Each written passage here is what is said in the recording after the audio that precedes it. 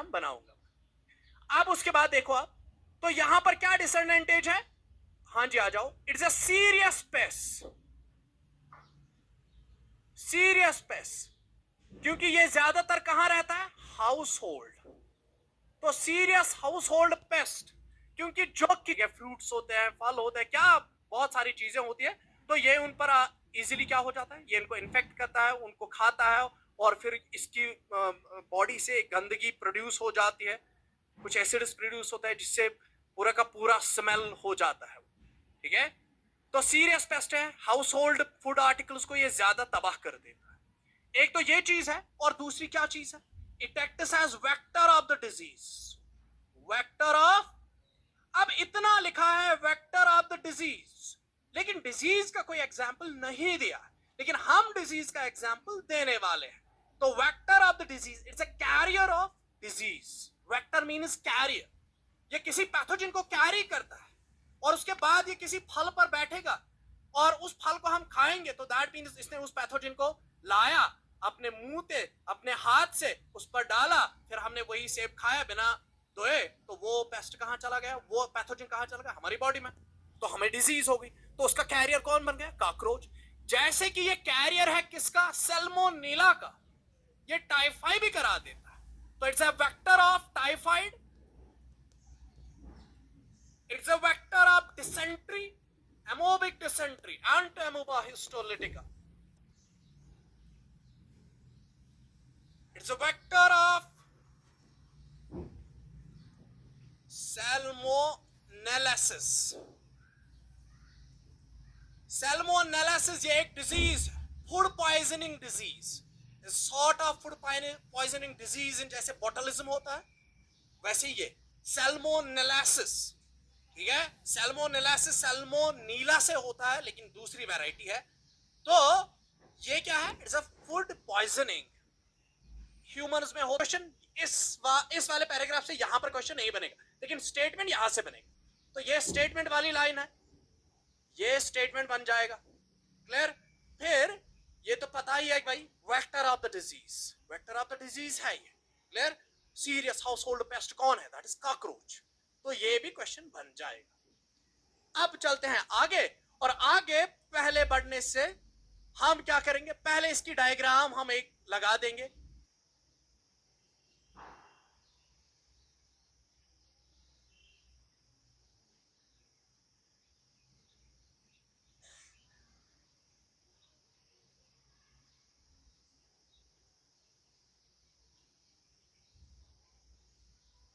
with long four wings, जो four wings या simply लिखा है with long wings that extend beyond the tip of abdomen, ये abdomen है। तो abdomen, abdomen के बाद भी यहां पर विंग देखने को हमें मिल रही है। ठीक है, तो इस पेरिप्लैंटना अमेरिकाना के मेल्स में सेम लाइन लिखी गई है, लेकिन किन के लिए है? मेल्स के लिए। पेरिप्लैंटना अमेरिकाना और इसका मेल जो होता है, और abdomen।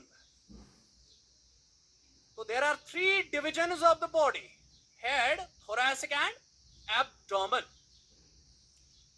अब देखो, उसके बाद जैसे उसने छोड़ दिया है इस चीज को, इस लाइन को वहीं पर जैसे छोड़ दिया है, और बात कुछ और कर रहा है। ठीक, बॉडी है किससे? Covered by chitinous exoskeleton, chitinous exoskeleton.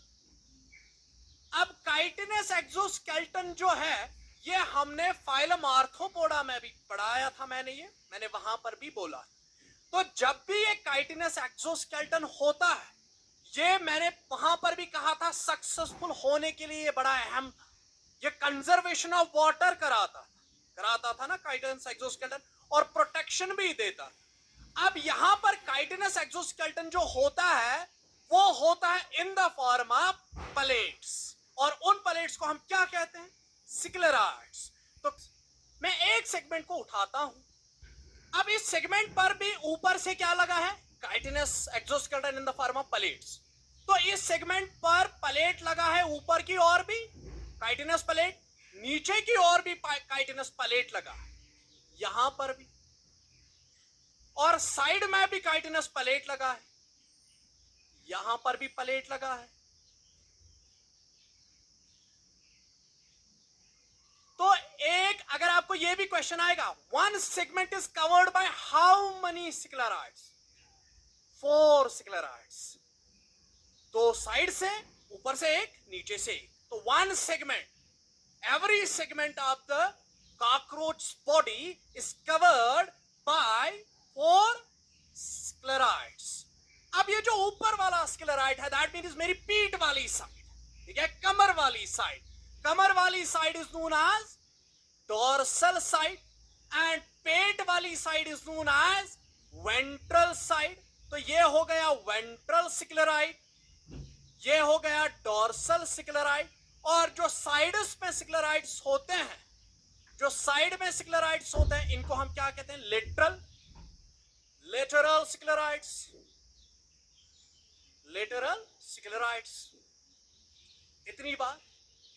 अब देखो, क्या ये प्लेट्स आपस में जुड़े हैं? जुड़े हैं, लेकिन थोड़ी थोड़ी गैप तो आ रही है ना। इस गैप में है क्या? इस गैप में है एक thin flexible membrane known as arthrodial membrane. तो यहां पर प्रेजेंट होती है इन गैप्स के दरमियान, इन प्लेट्स के दरमियान there is a thin flexible membrane. और एनसीईआरटी इसको लिखती है आर्टिकुलेटिंग मेम्ब्रेन। मतलब ये इसको फ्लेक्सिबिलिटी देती है, और फ्लेक्सिबिलिटी